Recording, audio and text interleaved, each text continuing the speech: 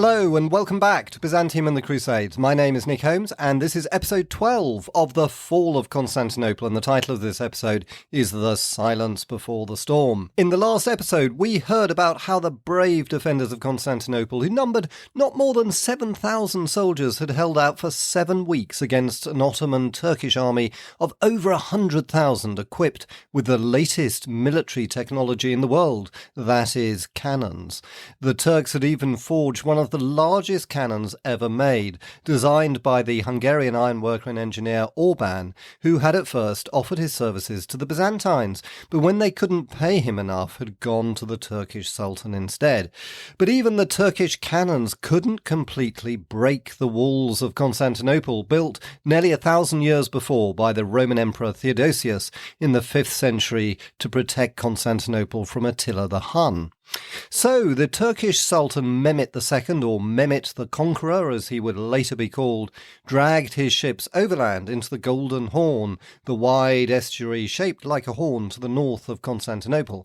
But even that didn't bring a breakthrough for the Turks, and in late May 1453, just as the defenders of the city, led by the Byzantine Emperor Constantine XI Palaiologos, were wondering how much longer they could last, Mehmet actually wondered whether it would be best to abandon the siege. So he called a council of his advisors, which is where we join this episode. As before, I'll read from my adapted version of Sir Stephen Runciman's wonderful book on the fall of Constantinople. Hope you enjoy it.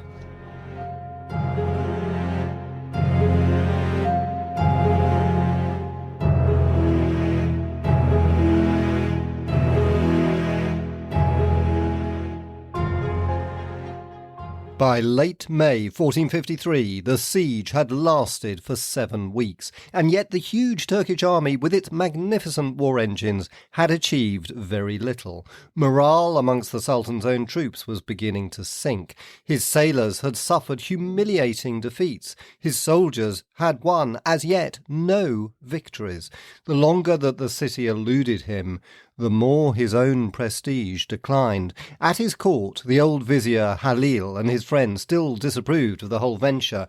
Mehmet had gone against their advice in undertaking it. Was it possible that they were right? It was perhaps partly to show them that he was not unreasonable, and partly to satisfy his own conscience as a good Muslim who should avoid fighting unless the infidel obstinately refused to surrender, that he made one last overture for peace, though it would be peace on his terms. There was in his camp a young nobleman called Ismahil, the son of a renegade Greek, whom he had made vassal prince of Sinope. This was the envoy whom he now sent to the city. Ismahil had friends amongst the Byzantines, and he did his best to persuade them that it was not too late to save themselves. On his urging, they appointed an ambassador to go back to the Turkish camp with him. The man's name has not been recorded. We only know that he was of no high rank or family. The Sultan's treatment of ambassadors was notoriously uncertain, and it was doubtless felt that none of the notables could be spared on so risky a mission.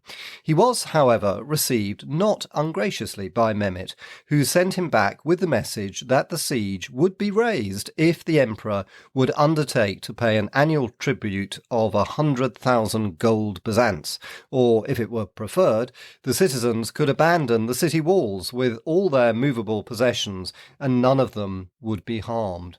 When the offer came before the emperor's council, one or two members believed that it might be possible to gain time by promising to pay the tribute. But the majority knew that so great a tribute could never be raised, and that if it were not immediately forthcoming, the Sultan would merely continue with the siege, and none of them now was willing to allow him to take over Constantinople without further effort.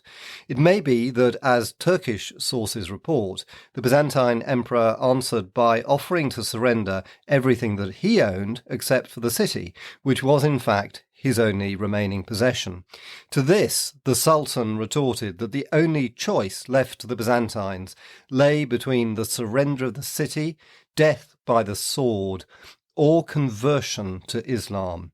These hollow negotiations probably took place on Friday the 25th of May. On the Saturday, Mehmet summoned his inner council. The Vizier Halil Pasha, relying on his record of long and distinguished public service, rose to his feet and demanded that the siege be abandoned. He had never approved of the campaign, and events had shown him to be right. The Turks had made no headway. Instead, they had suffered some humiliating setbacks.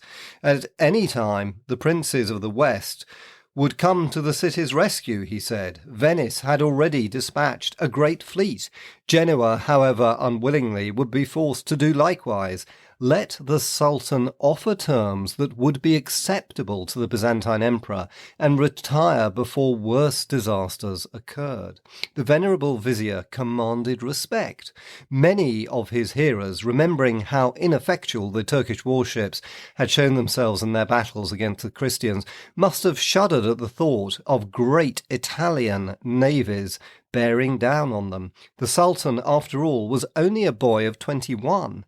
Was he imperiling his great heritage with this impetuous recklessness of youth?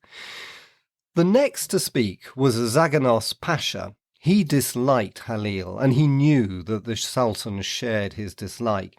Seeing his master's look of angry despair at the effects of Halil's speech, he declared that he had no faith in the Grand Vizier's fears. The European powers were too bitterly divided amongst themselves ever to undertake joint action against the Turks, and even if a Venetian fleet was approaching, which he disbelieved, its ships and men would be far outnumbered by the Turks. He spoke of the omens that foretold the doom of the Byzantine Empire. He spoke of Alexander the Great, the youth who, with a far smaller army, had conquered half the world. The attack should be pressed forward with no thought of retreat. Many of the younger generals rose to support Zaganos. The commander of the Bashibazouks was particularly vehement in his demand for stronger action. Mehmet's spirits rose. This was what he wanted to hear. He told Zaganos to go out amongst the troops and ask them what they wished. Zaganos soon returned with the desired answer. Every man, he said, insisted that there should be an immediate attack. The Sultan then announced that the assault should take place as soon as it could be prepared. From that moment, Halil must have known that his days were numbered. He had always been a kindly friend to the Christians, with the tolerance of a pious Muslim of the old school, unlike such upstart renegades as Zaganos and Mahmud. Whether he had actually received presents from the Byzantines is uncertain, but his enemies now insinuated that this was the case, and the Sultan was glad to believe them. News of the Sultan's decision soon reached Constantinople. Christians in his camp shot arrows over the walls, with letters describing the meeting of the council wrapped around them. Throughout the Friday and the Saturday, the bombardment of the land walls had been heavier than ever, but the damage done was still quickly repaired. By the Saturday evening, the stockade was as strong as it had ever been. But through the night, the Turks could be seen by the lights of their flares to be bringing up material of all sorts to fill the fosse up solidly and moving their guns forward onto the platforms that they built. On the Sunday, the bombardment was concentrated on the stockade across the Mesoteikion. 3 direct shots by the great cannon brought a portion of it down. Giustiniani, who had been supervising the repair work, was slightly wounded by a splinter and retired for a few hours while his wound was dressed. He returned to his post before nightfall. On that same day of the 27th of May, the Sultan rode through his whole army to announce that the great assault would take place very soon. His heralds followed him, pausing here and there to proclaim that, as the custom of Islam ordered, the soldiers of the faith would be allowed 3 days in which they might freely sack the city. The Sultan had sworn by eternal God and his prophet, and by the 4,000 prophets, and by the souls of his father and his children, that all the treasure found in the city would be fairly distributed among the troops.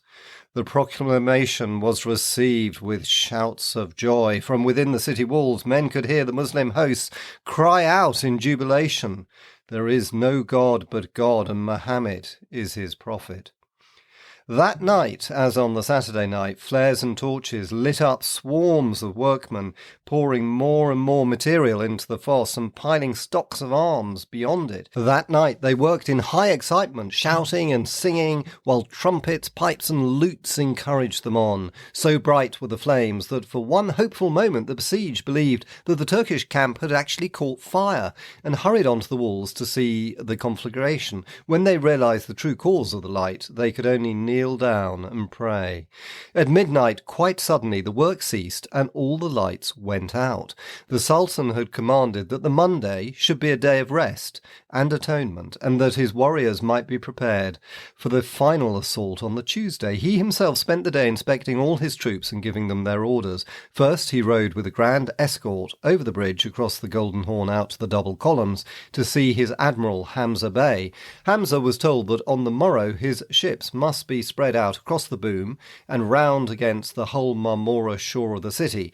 The men should be given scaling ladders and should attempt wherever possible, either from the ships themselves or from small boats, to make a landing and scale the walls, or if that proved impossible, at least to feign attacks so constantly that none of the defence would dare to leave the spot.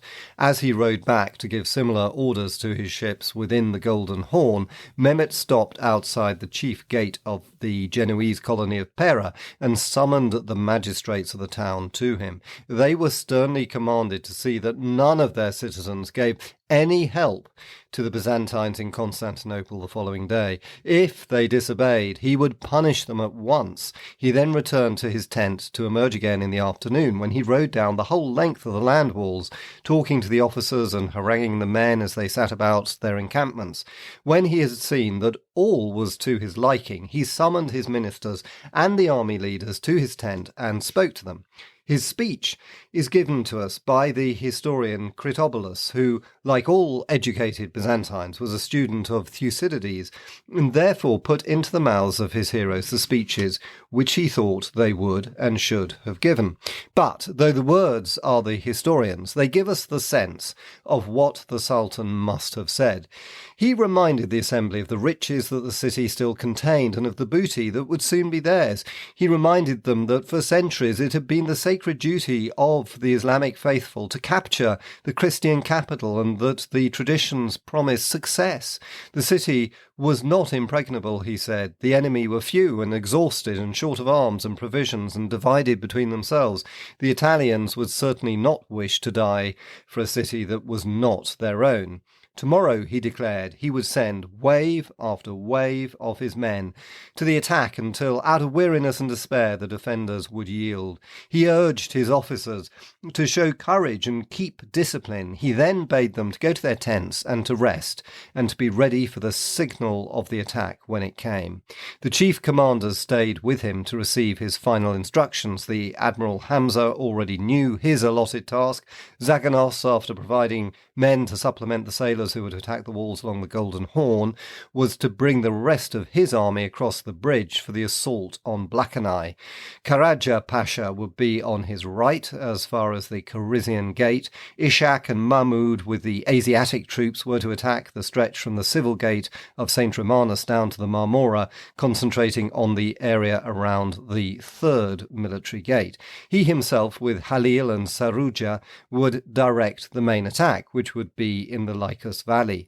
Having made his wishes known, he retired to have supper and to sleep.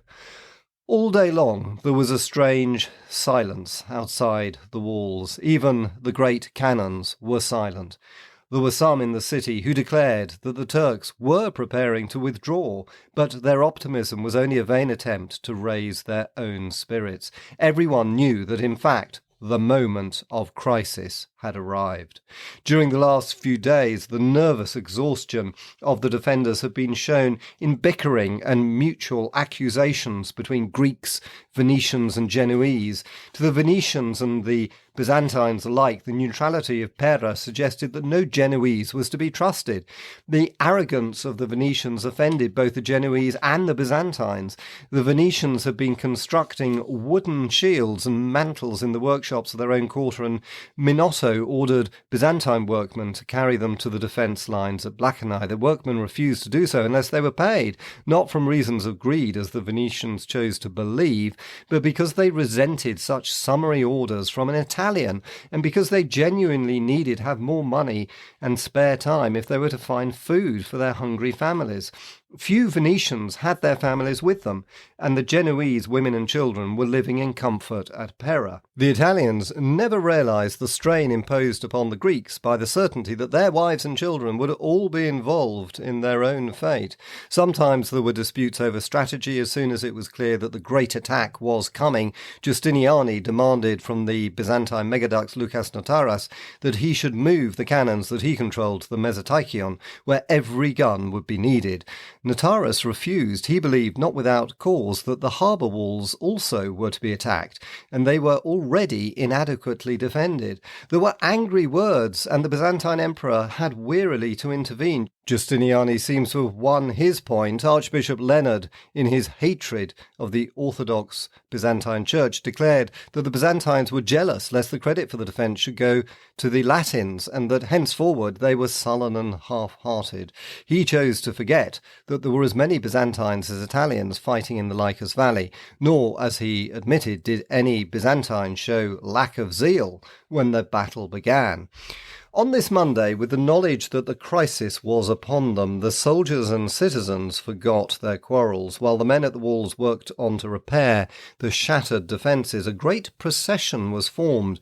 In contrast to the silence in the Turkish camp, in the city the bells of the churches rang out, and their wooden gongs sounded as icons and relics were brought out upon the shoulders of the faithful and carried around through the streets and along the length of the walls, pausing to bless with their holy presence the spots where the damage was greatest and the danger most imminent. And the throng that followed behind them, Byzantines and Italians, Orthodox and Catholic Christians, sang hymns and repeated the Kyrie eleison. The Byzantine emperor himself came to join in the procession, and when it was ended, he summoned his nobles and commanders, Greek and Italian, and spoke to them. His speech was recorded by two men present, his secretary Francis and the Archbishop of Mytilene. Each of them wrote down the emperor's speech in his own way, but their accounts agree sufficiently for us to know its substance. Constantine told his hearers that the great assault was about to begin. To his Byzantine subjects he said that a man should always be ready to die, either for his faith or for his country or for his family or for his sovereign. Now his people must be prepared to die for all four causes. He spoke of the glories and the high traditions of the great imperial city of Constantinople. He spoke of the treachery of the infidel Sultan, who had provoked the war in order to destroy the true faith and to put his false prophet in the seat of Christ. He urged them to remember that they were the descendants of the heroes of ancient Greece and Rome, and to be worthy of their ancestors. For his part, he said, he was ready to die for his faith, his city, and his people. He then turned to the Italians, thanking them for the great services that they had rendered, and telling of his trust in them for the fighting that was still to come. He begged them all, Greeks and Italians alike, not to fear the vast numbers of the enemy and the barbarous devices of fires and of noise designed to alarm them. Let their spirits be high, let them be brave and steadfast. With the help of God, they would be victorious. All that were present rose to assure the emperor that they were ready to sacrifice their lives and their homes for him. He then walked slowly around the chamber, asking each one of them to forgive him if ever he had caused offence. They followed his example, embracing one another as men do who expect to die. The day was nearly over. Already crowds were moving towards the great church of the Holy Wisdom, Hagia Sophia. For the past 5 months, no pious Byzantine had stepped through its portals to hear the sacred liturgy defiled by Latins and by renegades. But on that evening, the bitterness was ended. Barely a citizen, except for the soldiers on the walls, stayed away from this desperate service of intercession. Priests who held union with Rome to be a mortal sin now came to the altar to serve with their Roman brothers. The cardinal was there, and beside him bishops who would never acknowledge his authority, and all the people came to make confession and take communion, not caring whether it be Orthodox Byzantine or Catholic Christian who administered it. There were Italians and Catalans along with the Byzantines. The golden mosaic studded with the images of Christ and his saints and the emperors and empresses of Byzantium glimmered in the light of 1,000 lamps and candles, and beneath them, for the last time, the priests in their splendid vestments moved in the solemn rhythm of the liturgy. At this moment there was union in the Church of Constantinople. When the emperor's council was dismissed, the ministers and commanders rode through the city to join in the worship. After confessing and taking communion, each then went on to his station, resolved to conquer or to die. When Justiniani and his Byzantine and Italian comrades came to their allotted places and passed through the inner wall to the outer wall and the stockade, orders were given for the gates of the inner wall to be closed behind them, that there might be no retreat. Later in the evening, the Byzantine emperor himself rode on his Arab horse to the great cathedral and made his peace with God. Then he returned through the dark streets to his palace at Blackernay and summoned his household. Of them, as he had done of his ministers, he asked forgiveness for any unkindness that he might have shown them, and he bade them goodbye. It was close on midnight when he mounted his horse again and rode, accompanied by the faithful Francis, down the length of the land walls to see that everything was in order and that the gates through the inner wall were closed. On their way back to Blackernay, the emperor dismounted near the Caligarian gate and took Francis with him up a tower at the outmost angle of the Blackernay wall, from which they could peer out into the darkness both ways, across to the Mesoteichion on the left and down to the Golden Horn on the right. Below them they could hear noises as the enemy brought up their guns over the filled-in fosse. This activity had been going on since sunset, so the watchman told them. In the distance they could see flickering lights as the Turkish ships moved across the Golden Horn. Francis waited with his master for an hour or so, then Constantine dismissed him, and they never met again. The final battle was about to begin.